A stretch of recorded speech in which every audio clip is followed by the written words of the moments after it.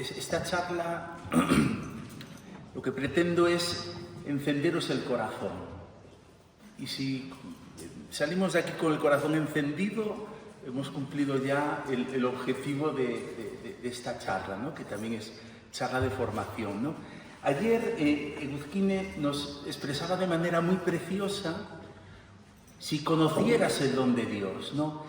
Este Dios que se acerca a nosotros, que se le revela a Abraham, luego a Isaac, a Jacob, a Moisés, ¿no? Y ella va recorriendo cómo Dios se nos da hasta la plenitud de los tiempos, ¿no? Hasta la plenitud. Es un Dios que se da, ¿no? Que te dice: si conocieras el don de Dios, y que este Dios es el que te dice: dame de beber, ¿no? Tú le pedirías a Él y Él te daría agua viva, ¿no? El don de Dios es Dios que se pone en movimiento para encontrarse contigo, ¿no? Es este Dios, ¿no? Y la oración, fijaros lo que dice el número del Catecismo de la Iglesia Católica, que ella también lo apuntaba ayer, ¿no? Dice el número, 2558, ¿no? El número 2558 del Catecismo habla: este es el misterio de la fe. Claro, el Catecismo ha explicado qué creemos, qué celebramos, qué vivimos, ¿no? Y entonces de repente dice: pues todo esto que creemos, celebramos, vivimos, es el misterio de nuestra fe. Y dice: la Iglesia lo profesa en el símbolo de los apóstoles y lo celebra en la liturgia sacramental, para que la vida de los fieles se conforme con Cristo en el Espíritu, para gloria de Dios Padre, ¿no? Lo que creemos, celebramos y vivimos. Y dice, atención: por tanto, precioso, este misterio exige que los fieles crean en Él, lo celebren y vivan de Él, atención, en una relación viviente y personal con Dios vivo y verdadero. Y dice: esta relación con Dios vivo y verdadero, esta relación viviente y personal con Dios vivo y verdadero, esta relación es la oración. Es la oración. Fijaros qué definición más bonita de la oración. Esa relación viva y personal con Dios vivo y verdadero, ¿no? Entonces, lo que ha hecho Dios es, la parte divina es esa: acercarse a nosotros, ofrecernos esa relación personal. Y ahora, en esta segunda, quiero ver a Dios, ya es como la parte humana, cómo respondemos nosotros, ese don de Dios. Ahora la oración desde nosotros. ¿Qué tenemos que hacer? ¿Qué medios tenemos que poner, no? Y entonces os voy a explicar, o voy a resumir, para que luego vosotros a lo largo de estas semanas y durante este curso profundicéis en este segundo capítulo y tercer capítulo del Catecismo de la Iglesia Católica, en el Tratado de la Oración, que es, pues eso, ese quiero ver a Dios, desde el 2650 al 2758, ¿vale? Y eso lo podéis profundizar vosotros a lo largo de todo este año, ¿no? Bien, a ver, ¿qué hacemos? Nuestro movimiento, vamos nosotros, la oración, nuestra parte, ¿qué hacemos? ¿No? Bueno, fijaros que lo primero que dice el Catecismo es esto: que la oración no se reduce a un brote espontáneo de un impulso interior. Es decir, a veces la gente piensa que como no vemos a Dios, que parece que Dios es igual a lo que yo me sienta movido a mis sentimientos, al tengo ganas, no tengo ganas, ¿no? Y dice el Catecismo: la oración no es eso. Nuestra relación con Dios no depende de lo que yo sienta, de lo que no sienta, de lo que me anime o no me anime. Dice: para orar es necesario querer orar. ¡Qué hermoso! Sí, para orar es necesario querer orar, ¿no? Y entonces, vale, pues yo quiero orar. ¿Y quién me enseña a mí a orar? Y entonces el Catecismo dice una cosa preciosa. Dice: mira, la Iglesia, que es tu madre, por medio de la tradición, ha estado explicándonos cómo orar. Para aprender a orar, vamos a nuestra madre, la Iglesia, que como madre nos cuida y nos educa. Y a lo largo de toda la historia de la Iglesia, el Espíritu Santo ha ido enseñando a la Iglesia para que la Iglesia nos enseñara a nosotros cómo orar. Entonces vamos a acudir a la tradición de la Iglesia, a todo lo que el Espíritu Santo ha hecho en nuestra Madre y lo que nuestra Madre está haciendo en nosotros, ¿no? Era Santa Teresa de Jesús, ¿no?, la que decía que era feliz muriendo en la Iglesia. Yo creo que era ella, ¿verdad? Era Santa Teresa de Jesús, ¿verdad? Qué mujer más tremenda, ¿verdad? Y qué visita tan bonita la de ayer, ¿verdad? Por la noche con el padre, ¿cómo se llamaba? Eliodoro, ¿cómo se llamaba el padre? Demetrio, ¿cómo era? Dorinda, Eliseo, ay, claro, Carmelita Eliseo, ¿no? Oh, qué precioso, ¿no? Qué precioso. Santa Teresa, a mí, confieso que se me encendió el corazón. Vamos a la tradición de la Iglesia. Y lo primero que nos dice la Iglesia, nuestra Madre, lo primero que nos dice es esto. Mirad, hay unas fuentes de la oración. Hay unas fuentes de la oración, ¿no? Si conocieras el don de Dios y quién es el que te dice, dame de beber, tú le pedirías a Él y Él te daría agua viva. ¿Cuál es ese don de Dios? Jesucristo que se da a ti. ¿Cuál es el agua viva? El Espíritu Santo. Bueno, pues el Catecismo de la Iglesia Católica dice que el Espíritu Santo es como un agua viva que llena el corazón de quien reza. Llena el corazón de quien reza. Él nos guía hacia Jesús, que es la fuente principal de donde viene este agua viva. Cristo, con su costado abierto, que derrama el agua viva, que es el Espíritu Santo, ¿no? En la vida cristiana, entonces, hay lugares especiales donde Jesús nos espera para darnos su Espíritu. Esos lugares, el Catecismo de la Iglesia Católica habla de 4. Nosotros podemos pensar que hay más, y hay más. Lo que pasa es que el Catecismo de la Iglesia Católica, cuando San Juan Pablo II le dice a Joseph Ratzinger, hazme el catecismo, pero piensa que el catecismo es para la Iglesia Católica y la Iglesia Oriental. Entonces hay que reflejar ahí lo que es común a estas dos tradiciones. Entonces, todo esto que vamos a hablar de la oración es común a la tradición oriental y a la nuestra católica. Nosotros, y podéis echar de menos otras cosas, no os preocupéis, eso pues irá saliendo a lo largo de toda nuestra vida y con los acompañamientos espirituales que tengamos, ¿no? Bueno, pues 4 fuentes. Primera fuente, la palabra de Dios. Esa es la primera fuente para que nosotros podamos meternos en oración, para que podamos tener esa relación personal con Dios, la palabra de Dios. Y de hecho, la Iglesia nos anima mucho a leer la Sagrada Escritura con frecuencia, porque sí, ahí conocemos a Jesús. Ahí conocemos a Jesús. Pero no basta con solo leer, ¿no? Sino que es importante orar mientras leemos, ¿no? Decía San Ambrosio, a Dios hablamos cuando oramos, a Dios escuchamos cuando leemos sus palabras, ¿no? Por eso podemos usar mucho de la Sagrada Escritura para nuestra oración. ¿Por qué? Porque ahí escuchamos a Dios. Pero no solo es escuchar, sino que ha de haber una respuesta. Ha de haber ahí, pues, una respuesta de amor, ¿no?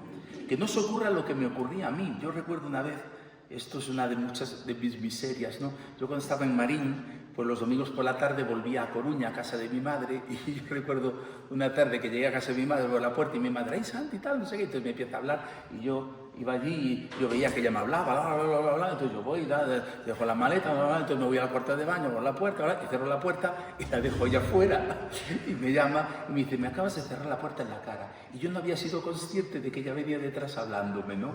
Entonces ella me hablaba y yo pues oía voces porque estaba cansado. Y a mi madre la quería mucho, ¿no? Y la quiero, pues se murió.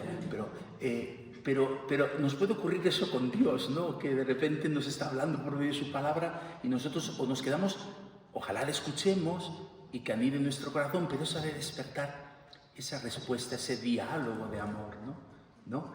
Tratar de amistad con quien sé que me ama, ¿no? Decía Santa Teresa de Jesús, que esa oración, tratar de amistad con quien sé que me ama, es tratar de esta amistad que tenemos, tratar del amor que tú me declaras, Señor, y de la respuesta que yo te doy, ¿no?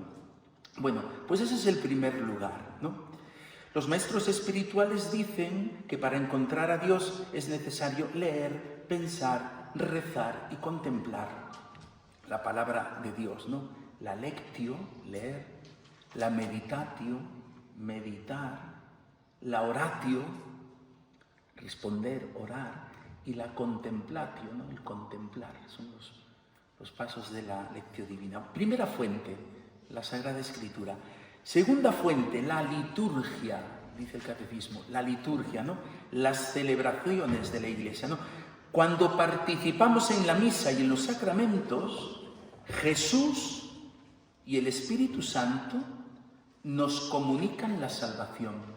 Fijaros, los sacramentos no son cosas, los sacramentos son acciones de Cristo, Cristo que actúa, Cristo que se entrega por mí, Cristo que me perdona los pecados, Cristo que me conforta en la enfermedad, Cristo que cuasi consagra el amor conyugal, Cristo que se apropia de mí, me capacita como sacerdote, Cristo que derrama el Espíritu Santo sobre mí, Cristo que me hace hijo de Dios, ¿no? Bueno, pues los sacramentos y la liturgia son acciones de Cristo. Y tanto Cristo como el Espíritu Santo comunican salvación. Y fijaros, esta experiencia, cuando nosotros celebramos la liturgia, esta experiencia continúa en el corazón cuando oramos. Aunque estemos orando a solas, seguimos unidos con toda la Iglesia a Dios Padre, Hijo y Espíritu Santo, ¿no? Entonces, cuando yo celebro, eso me ayuda para mi oración. Y si soy persona de oración, eso a mí me ayuda a celebrar, ¿no? Es que yo en misa me aburro, es que en misa no entiendo mucho, es que no sé cómo es esto, hágalo usted más ameno. No, el primer paso que tienes que dar tú es orar. Porque tú, si te metes en Dios, cuando vayas a celebrar cualquier sacramento, lo vivirás. Lo vivirás, porque el que tú vivas una celebración no está tanto en los cantos que se hagan, en las cosas que haga si participan más o menos, o el sacerdote hace esto o esto otro, no. Es tu unión con Dios la que va a dar plenitud a esa celebración, ¿no? Yo le insisto mucho a mi gente allí en Betanzos, les digo, primero, no hay que llegar, si la misa es a las 12:30, no hay que llegar a las 12:30, hay que llegar antes. Y hay que tener ese clima de silencio y de oración. ¿Para qué? Para que la celebración tú la puedas vivir plenamente, ¿no? Y cuando uno vive plenamente la celebración, eso le ayuda también en la oración. A ver, vamos a hacer el prefacio. Me respondéis, ¿vale? El Señor esté con vosotros. Levantemos el corazón. Demos gracias al Señor nuestro Dios. Ora juntos conmigo. En verdad es justo y necesario, es nuestro deber y salvación darte gracias siempre y en todo lugar, Señor Padre Santo, Dios Todopoderoso y Eterno. Mira, esto llévalo a la oración. Mira, te va a dar para días. Mañana, por la mañana, o ahora después de esta charla, cuando vayas a hacer tu oración, lleva a la oración estas palabras que el sacerdote dice de tu parte. El sacerdote es portavoz de este sentimiento que tú tienes. Te va a dar para la hora entera. En verdad es justo y necesario. En verdad es justo y necesario. Y es nuestro deber y salvar. Es decir, es mi deber, pero es que es un deber que me salva, ¿no? Llévalo a la oración y ya verás cómo empiezas a dar más gracias a Dios, ¿vale? Y te das cuenta de lo importante que es darle gracias a Dios. Segunda fuente, la liturgia. Tercera fuente, las virtudes teologales, la fe, la esperanza y la caridad. Es decir, nosotros tenemos vida de gracia. La gracia habita en nosotros. Esa es una grandeza que tenemos que llegar a entender, de verdad. Bueno, pues en esa vida de gracia, ahí tenemos estas virtudes, la fe, la esperanza y la caridad. Para orar, necesitamos entrar con fe. Cuando oramos, buscamos el rostro de Jesús y queremos escuchar su palabra. Entramos con fe. El Espíritu Santo nos ayuda a tener esperanza mientras esperamos la venida de Cristo. Y esa misma oración alimenta aún más nuestra esperanza de este encuentro final con Dios, ¿no? Los salmos nos enseñan a confiar en Dios. Y también el amor es clave. Oramos porque amamos a Dios y queremos amarlo más. El amor es como la raíz de toda oración. Quien ama profundamente, ora profundamente. En cambio, quien no ama, le cuesta orar. Es que estoy enfrentado con fulanito, es que tengo este problema con no sé quién. Y a veces hasta te viene la oración, o te da la sensación que la oración, pues no haces nada. A veces es porque te falta caridad. Y si te falta caridad, tienes ahí fugas. Y esas fugas impiden la oración. Impiden la oración. ¿Qué es lo que hace uno cuando cae en pecado? Lo que hace es escapar de la oración. Escapa de la oración. Es que he caído y me voy a confesar porque no tengo oportunidad de confesarme hasta mañana. Entonces hasta mañana no oro. Cuando el pecador es el que acude a Cristo en el pecado, ¿no? Yo estudié en Valencia a principios de siglo. Fijaros qué mayor soy. Bueno, de los sacerdotes que estamos aquí, no os lo vais a creer, pero soy el segundo mayor, aunque no lo parezca. Esteban es más viejo que yo, se nota un montón, pero el Alfonso es más joven que yo, pues Aurelio mucho más. Qué vergüenza, ¿verdad? Qué vergüenza. Bueno, pues cuando yo estudié en Valencia, yo celebraba misa en la Basílica de los Desamparados, ¿no? Tenía esa suerte y también me confesaba allí, ¿no? Allí estaba un sacerdote, Eugenio se llamaba, este había sido confesor de la fe en la guerra civil, ¿no? Le habían pegado un tiro pero no lo habían matado, ¿no? Es otra historia, pero bueno, él confesaba allí y se quedaba dormido mientras confesaba. Entonces yo me tocaba el día de irme a confesar y no estaban los sacerdotes habituales, estaba él y me fui a confesar con él, Ave María Purísima, sin pecado concebido, y yo bla, bla, bla, bla, bla, bla, bla, bla. Entonces acabo, le miro y estaba... Y yo... y él, puede ir en paz, padre, puede ir en paz. Y yo, don Eugenio, que usted no me dio la absolución. Y se enfadó. Está insinuando usted que me he quedado dormido. Váyase, váyase. Y yo me levanto, me voy con mis manos en los bolsillos y digo, pues este no me ha dado la solución. Entonces me encuentro con otro sacerdote, Antonio se llamaba, que falleció ya. Y yo, Antonio, ¿qué me ha pasado esto? Que me he ido junto a Eugenio para confesarme y me dice, y se quedó dormido. Y yo, sí. Pero entonces no me dio la solución. No te preocupes, y se va. Y yo, ¿cómo que no me preocupe? Sí. Entonces sigo con mis manos en los bolsillos, me acerco a la sacristía y estaba allí un tal José, que también falleció, bueno, eran mayores. No, yo no tuve nada que ver, ¿no? Mira, escucha.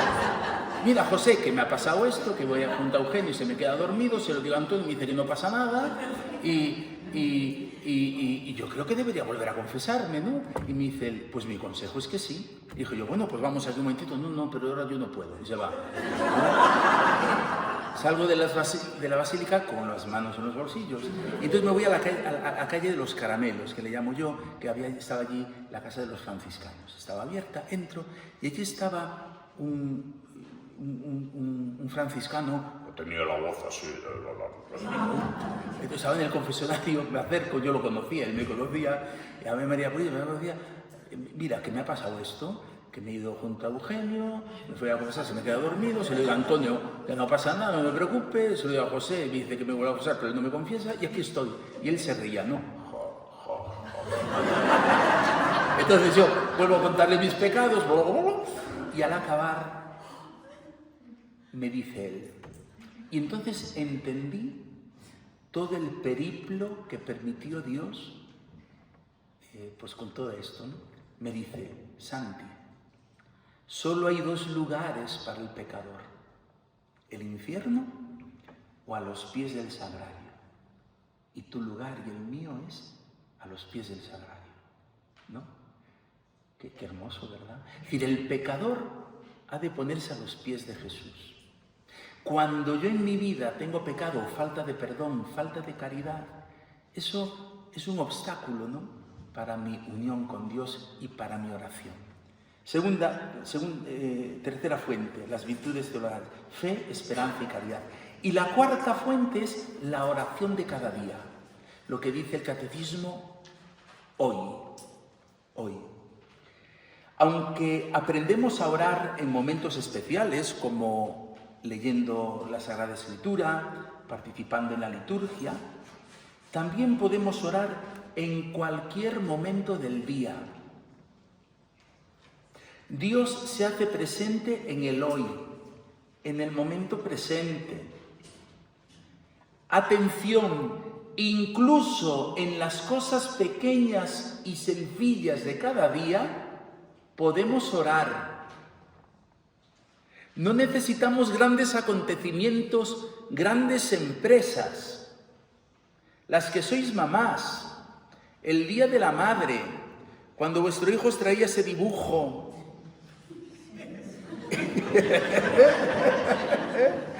¿Pero esto qué es? Eres tú, mamá, ¿no? Eres tú, mamá, ¿no?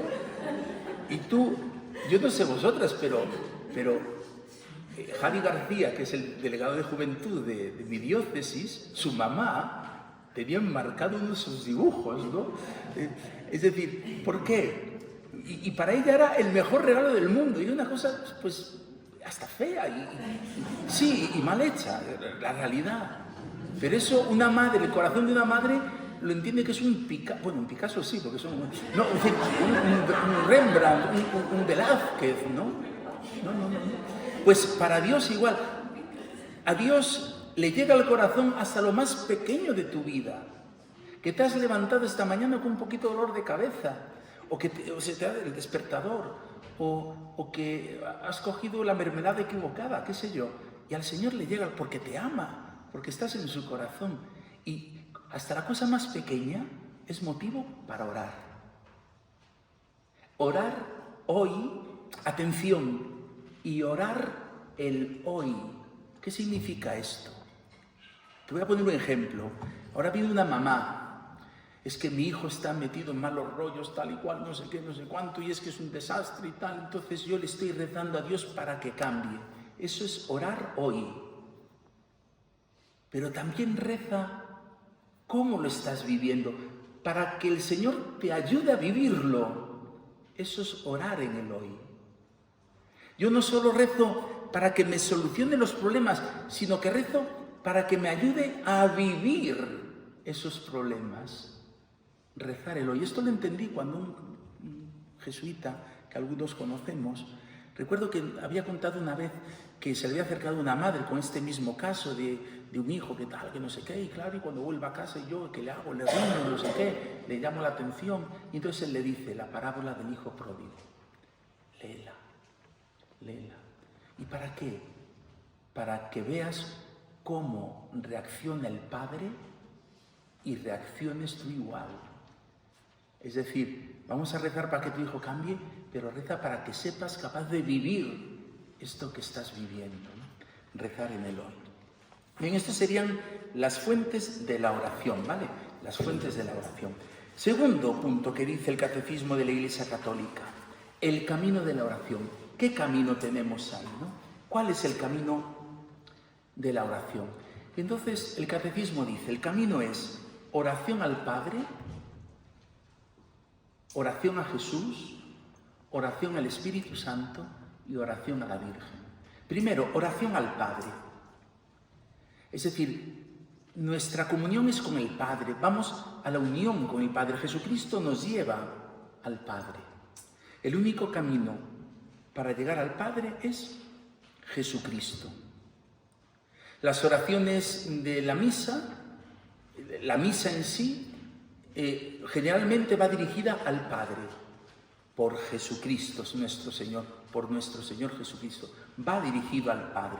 Nosotros nos dirigimos al Padre y es impresionante, ¿no?, que nosotros podemos levantar el corazón, lo tenemos levantado hacia el Señor, levantar el corazón hacia el Padre, ¿no? Yo os confieso una intimidad mía como sacerdote cuando celebro la Santa Misa. A mí, y le pido al Señor que me lo impresione cada vez más, ¿no? Pero a mí me impresiona cuando yo como sacerdote estoy de cara al Padre, ¿no? No estoy de cara al pueblo, no estoy de espaldas al pueblo, estoy de cara al Padre. Cuando sacerdotes amigos empiezan a hablar, si para aquí, para allá, es que el sacerdote está de cara al Padre.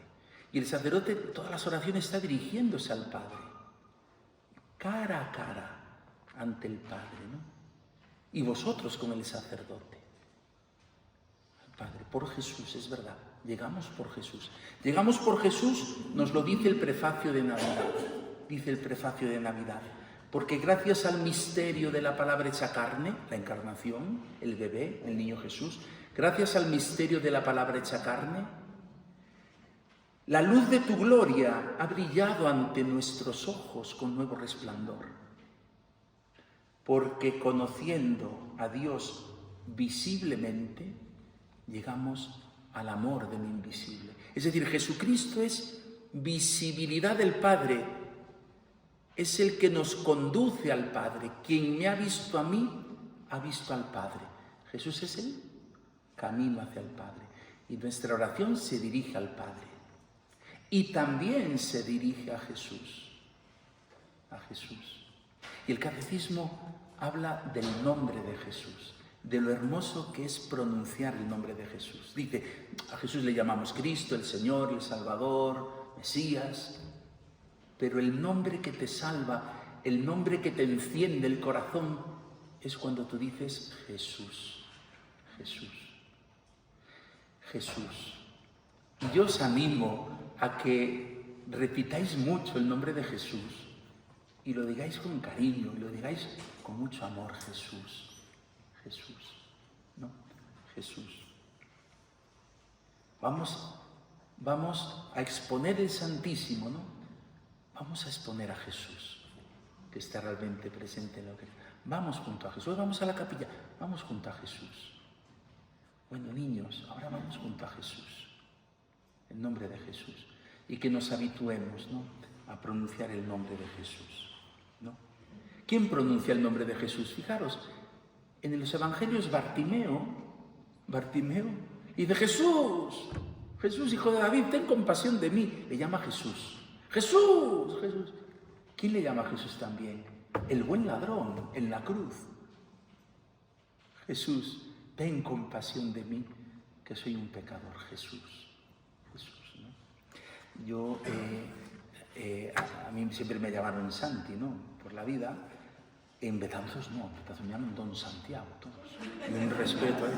Entonces, cuando estoy con gente de pastoral juvenil, pues me llaman Santi. Entonces, los de Betanzos quedan un poco confundidos. Santi o Santiago, ¿no? Entonces, tengo alguna catequista relativamente joven, bueno, es joven, ¿no?, que me llama siempre Don Santiago, me trata de usted. Pero muchas veces intenta llamarme Santi y entonces se le nota que le cuesta un poquito, ¿no? Y a mí lo que ha hecho me encanta, ¿no? Le cuesta así un poco, ¿no? Es verdad que para llamarte Santi o llamarte Paco, pues tienes que tener, pues, no solo confianza, intimidad, sino también cariño, ¿no? Bueno, pues lo mismo con Jesús, ¿no? Llamarle Jesús implica cariño, ¿no? Implica Jesús, ¿no? Jesús. Y el Espíritu Santo. Nadie puede conocer a Jesús como Señor si no es gracias al Espíritu Santo. Y entonces, pues tenemos, ven Espíritu Santo, ven Espíritu Santo, llena los corazones de tus fieles y enciende en ellos el fuego de tu amor. Ven Espíritu Santo. El año pasado lo que me impresionó de Manuel, en el taller que nos daba en Pamplona, en no sé dónde, ella, había momentos que invocaba el Espíritu Santo con una canción, a veces lo invocaba en silencio, ¿no? A mí aquello me llegaba mucho, ¿no? Porque yo decía, esto es pedir el Espíritu Santo y pedirlo de verdad, ¿no? Y el Espíritu Santo nos ayuda a eso, a conocer a Jesús, a llegar a Jesús. Y tenemos que invocarle mucho. Tiene que ser continuo. Ven, Espíritu Santo, ven. Y luego el Espíritu Santo sabe lo que hacer en cada uno de nosotros, ¿eh? Eso no tengamos duda. Y la Virgen, ¿no? Dice el Catecismo, con María, la Madre de Jesús. El Espíritu también nos une a la Virgen.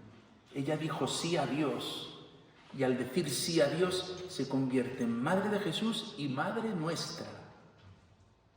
Y entonces el Catecismo habla de la oración por excelencia, ¿no? Que es el Ave María. El Dios te salve María, llena eres de gracia. Esa primera parte que es recordar, ¿no? La visita del ángel y la visita de Isabel. Y luego la segunda parte que es esa petición del alma, ¿no? Ruega por nosotros, pecadores, ahora y en la hora de nuestra muerte. El Ave María. Si habéis hecho alguna vez ejercicios siguiendo los ejercicios de San Ignacio de Loyola, cuando San Ignacio habla de los coloquios al final de las meditaciones, en la primera semana y luego en las siguientes, dice, pues tenga un coloquio con la Virgen, y luego un coloquio con Jesús, y luego un coloquio con el Padre, ¿no? Del Espíritu Santo no habla coloquio, pero se entiende que el Espíritu Santo es el que está haciendo todo eso, ¿no? Y nos consta que San Ignacio no tenía el catecismo de la Iglesia Católica, ¿no? No lo conocía. Pues fijaros cómo ya él tenía esta visión trinitaria y mariana, ¿no? De la relación viva y personal con este Dios vivo y verdadero. No, bueno, pues el camino de la oración. El Padre, el Hijo, el Espíritu Santo y la Virgen.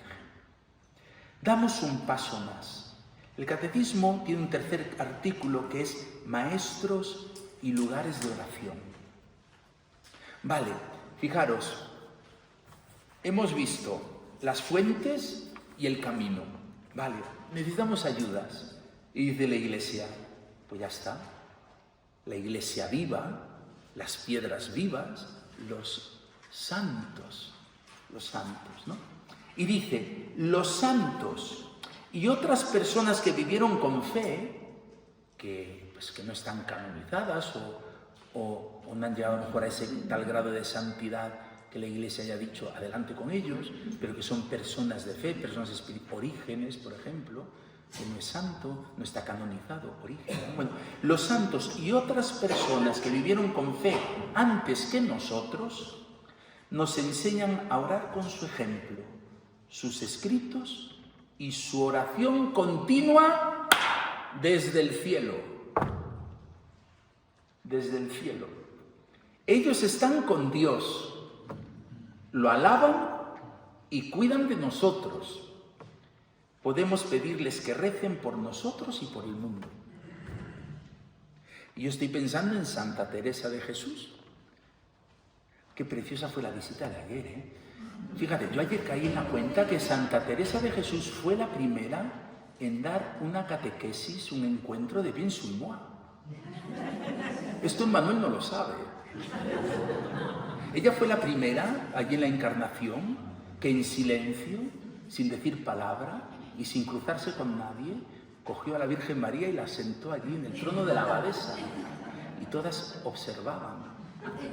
Y ahí empieza a cambiar la actitud de aquella comunidad, ¿no? Santa Teresa de Jesús, con esos escritos preciosos, San Juan de la Cruz, San Juan de Ávila, San Pedro de Alcántara, Santo Tomás de Villanueva. ¡Wow! ¿Cuántos? San Luis de Granada. Es decir, ¿cuántos santos en ese siglo de oro? El siglo de oro, ¿no? En el que en España, ahí era el no va más en la amistad con Jesucristo. Y eran pocos, eran 5, 6, 7, por ahí, este aquí, este allá, había que hacer el semapa, pumba, este aquí, este allá, este cual. Y nos acordamos de ellos, y han cambiado España y la espiritualidad católica. Le han dado un fogonazo, como bien suimoa, ¿os dais cuenta? No, es decir, pues yo en Galicia, el otro en Villarreal, la otra Tarrasa, en San Sebastián, en Madrid unos cuantos, en no sé dónde. Y al final somos unos puntos ahí que si nos mantenemos fieles, vamos a transformar la catequesis en nuestra España. Y si coges el mapa que han hecho de Europa y ves no sé dónde están, en Francia, bueno, no sé dónde estén, pues, o en América, saltas a América. Es decir, estos santos eran unos cuantos y cambiaron la espiritualidad de la Iglesia Católica. Y nosotros, la catequesis, si nos mantenemos fieles. Vale, esto es un paréntesis, ¿no? Bueno, pues tenemos a estos santos que nos ayudan. Dice en el Catecismo, dice San Basilio, dice, claro, los santos, ¿no?, que han tratado a Dios, han sido personas de oración, el Espíritu Santo ha habitado en ellos y para ellos el Espíritu Santo era su casa, ¿no? Dice San Basilio, el Espíritu es verdaderamente el lugar de los santos y el santo es para el Espíritu un lugar propio, ya que se ofrece a habitar con Dios y es llamado templo suyo. Bueno, pues acudamos a estos santos o a estos escritores espirituales, incluso del siglo pasado, de principios de este siglo, que nos pueden ayudar en nuestra vida de oración, ¿no? Nuestra vida de oración. Y luego dice el Catecismo, pero no solo los santos, estos autores espirituales, ¿no?, sino que hay otros servidores hoy de la oración.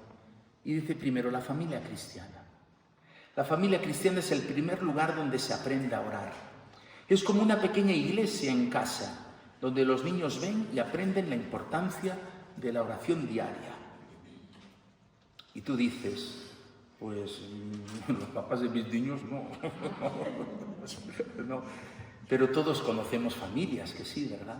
Todos conocemos familias que sí, donde los niños aprenden a orar y para ellos la oración y Dios es natural, es algo natural. Y vosotros, en la medida en que podéis, convertís esas vuestras familias en eso mismo. Bueno, pues la oración, la familia es un servidor, es una servidora de la oración.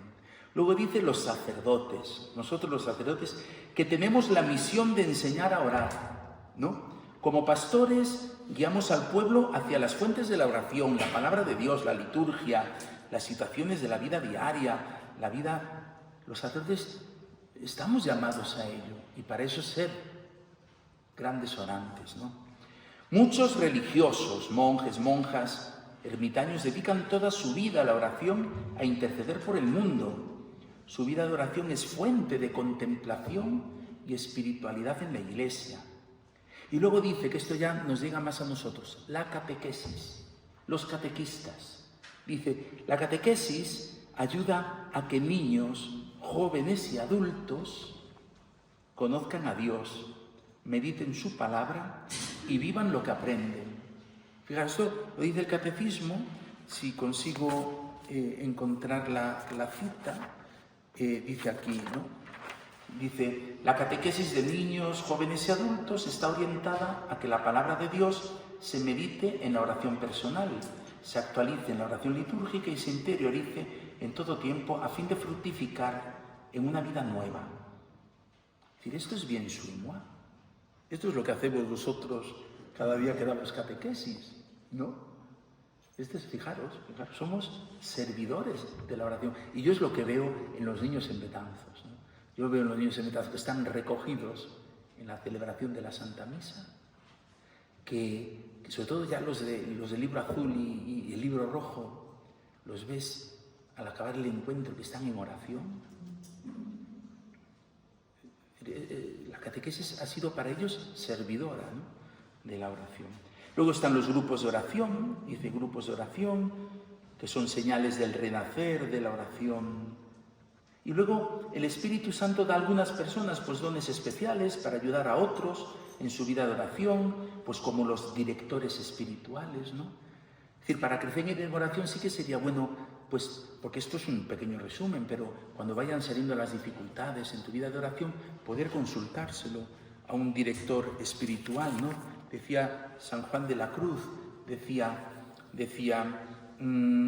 el alma que quiera avanzar en la perfección debe mirar en cuyas manos se pone, a ver en qué manos me pongo, porque cual fuere el maestro, tal será el discípulo, y cual el padre, tal el hijo, ¿no? Porque al final es verdad, pues según el director espiritual que tengo o he tenido, pues uno es de una manera, otro es de otra, y dice, el director además de ser sabio y discreto, ha de ser experimentado. Si no hay experiencia de lo que es puro y verdadero espíritu, no atinará a encaminar el alma en él. Cuando Dios se lo da, y aún no entenderá. Y yo creo que todos tenemos experiencia de eso, ¿no?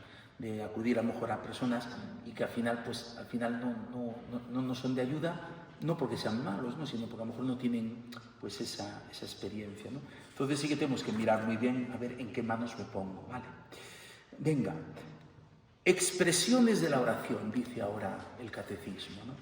Y entonces habla de la oración vocal,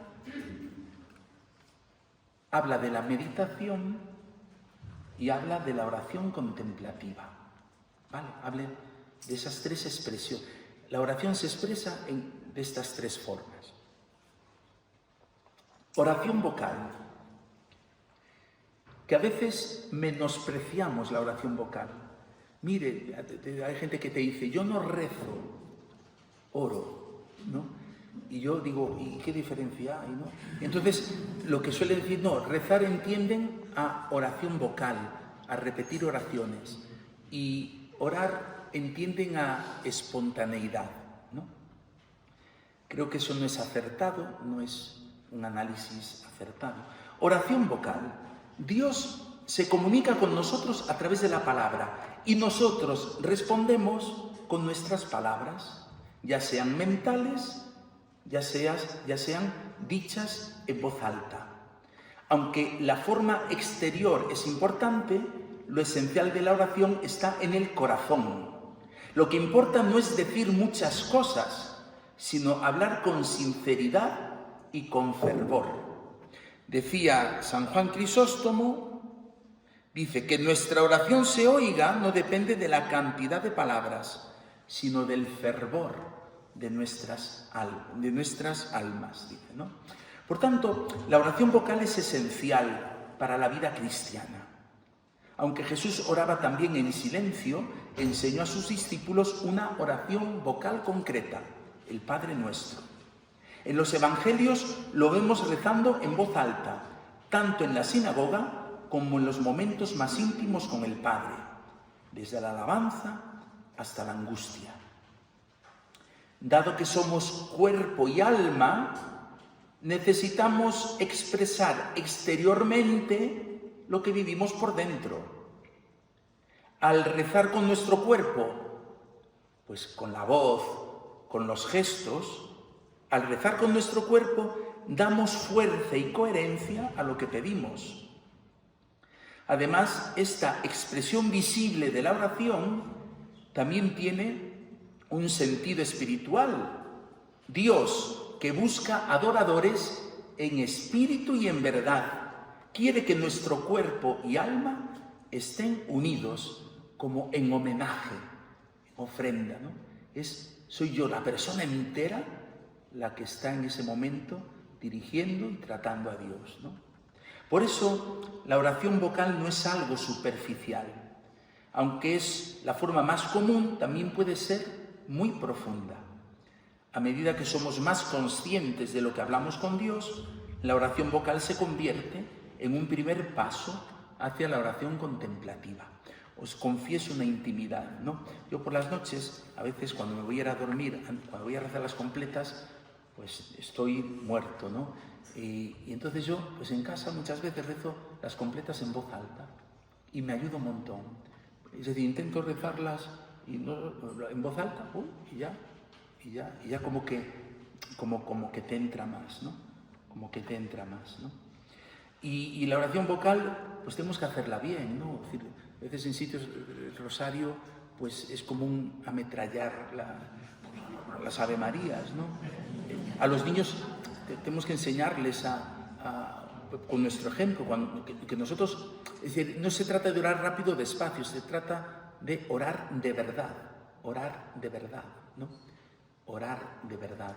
Yo a veces me doy cuenta en la parroquia que hablo muy rápido y que la gente mayor no me entiende, ¿no? Entonces, cuando me doy cuenta, intento hablar más despacio, intento vocalizar, ¿no? Intento Esto pues son técnicas también que se deben dar en el teatro. Los actores españoles son todos nefastos, los de la tele, porque hablan muy rápido, la policía, y en cambio el teatro de los años 50, 60, los actores que tienen que hablar a un auditorio, pues lo van haciendo más despacio para que la voz llegue allá, ¿no? Y para ser conscientes de lo que dicen y seamos conscientes de lo que dicen, ¿no? Bueno, pues a mí esto me ayuda a pensar, pues con Dios tengo que ser igual. Con Dios tengo que ser igual, porque tengo que ser consciente de lo que le estoy diciendo a Dios, ¿no? De lo que estoy diciendo. La oración vocal, ¿no?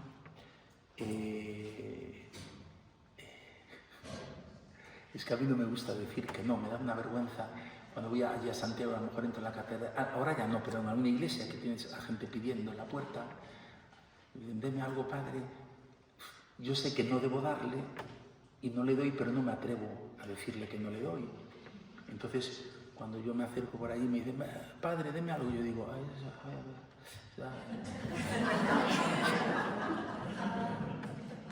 y entonces soy capellán del asilo de ancianos y hay un anciano que, cuerpo de Cristo, él me dice,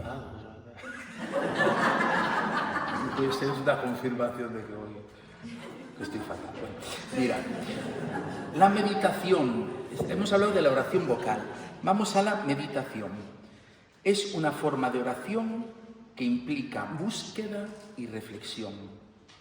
El cristiano quiere entender mejor su vida a la luz del Evangelio, comprender lo que Dios le pide y responderle con fidelidad. Es un ejercicio que requiere concentración y normalmente pues, nos apoyamos en la palabra de Dios, en los Evangelios, en imágenes sagradas, en escritos espirituales o incluso en acontecimientos del mundo, de la historia. Cuando meditamos, atención, no nos limitamos a pensar. Confrontamos lo que leemos con nuestra propia vida. Y así vamos descubriendo los deseos, los miedos, los movimientos del corazón. Es un camino hacia la verdad, una forma de abrirnos a la luz de Dios y preguntarle con sinceridad, Señor, ¿qué quieres que haga? ¿Qué quieres de mí? ¿Qué quieres que haga? Existen muchos métodos de meditación y cada maestro espiritual tiene su estilo. Lo importante no es tanto el método en sí, sino el deseo de avanzar con la ayuda del Espíritu Santo hacia el encuentro con Cristo. La meditación implica mente, imaginación, sentimientos y deseos. De nuevo, todo nuestro ser participa, porque lo que se busca es fortalecer nuestra fe, movernos a la conversión y comprometernos a seguir a Jesús cada vez más cerca. Una forma común de meditación es reflexionar sobre los misterios de la vida de Cristo, como se hace, por ejemplo, pues eso, con la lectura orante de la palabra de Dios, o como se hace en el Rosario, ¿no? Que es la escuela de la Virgen, nos dijo San Juan Pablo II en Cuatro Vientos, en el año 2003, creo que fue. Pero toda esta reflexión tiene un fin más profundo: conocer el amor de Jesús y unirnos más íntimamente a Él. De nuevo, San Ignacio de Loyola, la petición que él dice que tiene que hacer el ejercitante en la segunda semana es conocimiento interno de Jesucristo para que más le ame y más le siga. Entonces, cuando hagamos meditación, pidamos esto, si contemplamos la vida de Cristo y confrontamos nuestra vida. No es una reflexión de cada uno consigo mismo, sino que es eso, buscar, Señor, ¿qué quieres de mí? Háblame por tu palabra, por este autor, por tal. Y luego la tercera expresión es la oración contemplativa. Es una forma profunda y silenciosa de estar con Dios. Estar con Dios. Lo que os decía Santa Teresa, tratar de amistad con quien sé que me ama. O aquel campesino al cura de Ars. Yo le miro y él me mira. Estar con Él. Esta oración nace del deseo de encontrar a Jesús y en Él al Padre. Desear a Dios ya es un acto de amor y esa búsqueda vive pues desde la fe. No se trata de pensar muchas cosas, ni de seguir un método, sino mirar con fe, de estar presente con todo el corazón. Esta oración exige decisión. No se hace cuando hay tiempo, sino cuando se elige conscientemente hacerle tiempo. Hacerle tiempo. Tengo vocación frustrada de percusionista de banda de música. Hacerle tiempo. Es decir, no, cuando tengo tiempo, no. Decido que este va a ser el tiempo para estar con él. Aunque vengan problemas, distracciones, tal, yo ahí me mantengo firme. A diferencia de la meditación, que depende más de un esfuerzo mental, la contemplación puede vivirse en cualquier circunstancia, incluso en medio de la enfermedad o en el cansancio. Lo importante es recoger el corazón y abrirse al Espíritu Santo, dejando que Él nos lleve al encuentro con el Señor. Es un acto de entrega, como una ofrenda que Dios transforma. La oración contemplativa es respuesta de amor. Es el corazón del pecador perdonado que, sintiéndose amado, quiere amar más a Jesús y sabe que ese mismo amor que siente viene de Dios por pura gracia. Es dejarse llevar por la voluntad del Padre en unión con el Hijo. La contemplación, más que una técnica, es un regalo. Es una comunión íntima con Dios, donde el alma se va conformando a su imagen. Es el momento más profundo de la oración, donde el Padre, por medio del Espíritu, fortalece nuestro interior y hace que Cristo viva en nuestro corazón. Es también una mirada de fe, estar ante Jesús y dejar que Él nos mire. Yo le miro y Él me mira. Esa mirada transforma el corazón, purifica y nos enseña a ver el mundo con los ojos de Dios. En ella también contemplamos los misterios de Cristo para amarlo y seguirlo mejor, ¿no? Contemplar también es escuchar la palabra de Dios. Aunque parezca pasivo, es una escucha activa, una respuesta amorosa y obediente. Es decirle a Dios como María, hágase en mí según tu palabra.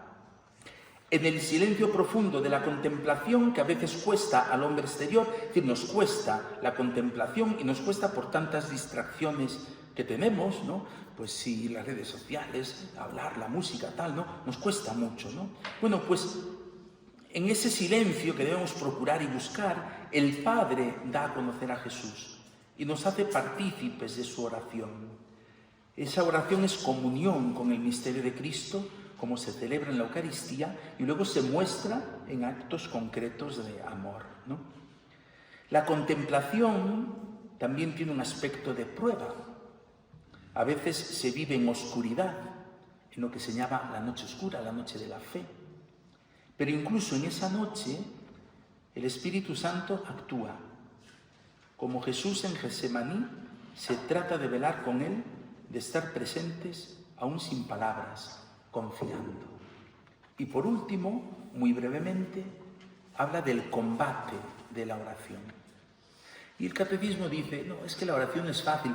Y si habéis probado, os dais cuenta de que no es fácil. Los sacerdotes que llevamos tropecientos años de vida sacerdotal y de vida espiritual, pues no penséis, nos cuesta la oración. No es fácil, es un regalo, pero también implica poner de nuestra parte y poner esfuerzo de nuestra parte, ¿no? Rezar es una lucha contra las propias distracciones, la falta de ganas, contra el mal que quiera alejarnos de Dios. Nuestra vida espiritual y nuestra manera de rezar están unidas. Si no vivimos como cristianos, tampoco podremos rezar bien. Esta lucha interior forma parte de la vida del creyente. Entonces, obstáculos y dificultades, las enumero. Obstáculos que dificultan la oración. A veces no oramos bien por esto, porque pensamos que rezar es solo un ejercicio mental o psicológico. O porque rezar implica repetir fórmulas o gestos externos. O porque decimos que no tenemos tiempo. O nos desanimamos porque creemos que la oración depende solo de nosotros. También influyen ideas del mundo, ¿no? Pues que solo importa lo que se puede comprobar científicamente, que lo único valioso es lo que produce resultados, que hay que huir del esfuerzo y buscar la comodidad. A veces los obstáculos están en nosotros, como por ejemplo desanimarnos porque sentimos que Dios no nos escucha, o porque nos cuesta aceptar que no siempre oramos bien, o porque nos frustran ver nuestras debilidades, ¿no? Ante estos obstáculos, ¿qué hay que hacer? Humildad y confianza. Humildad y confianza. Las doctoras todo lo solucionan con paracetamol. Es que me duele, paracetamol. Es que soy feo, paracetamol. Pues para los obstáculos, humildad y confianza. Humildad y confianza. Dificultades. 2. Las distracciones y la sequedad espiritual. Bueno, pues es normal que yo vaya a la oración distraído o que me distraiga en la oración si estoy todo el día distraído. Si estoy todo el día viendo Anatomía de Grey y luego me hago doctora, ¿no? Pues es normal que cuando vaya a la oración pues esté pensando en medicina, ¿no? Porque Anatomía de Grey no habla de medicina, sino de líos unos con otros, ¿no? Y José que ¿no? Yo el otro día soñé, os lo prometo, esto es verdad, el otro día soñé que me miraba al espejo y yo era tableta, ¿no? Tenía unos ojos, y yo me miraba así,